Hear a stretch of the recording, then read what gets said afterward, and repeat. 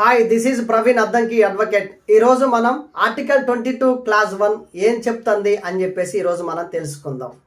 అంటే ఒక పోలీస్ అధికారి ఒక వ్యక్తిని అరెస్ట్ చేశాడు అనుకోండి. అరెస్ట్ చేసిన వ్యక్తిని ఎందుకు అరెస్ట్ చేశాడో అతను కంపల్సరీ ఆ అరెస్ట్ చేసిన వ్యక్తికి తెలియజేయాలి.